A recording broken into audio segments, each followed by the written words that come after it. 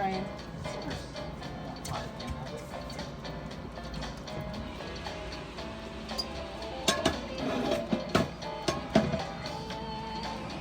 Bet none of you have seen this in quite a while, or ever.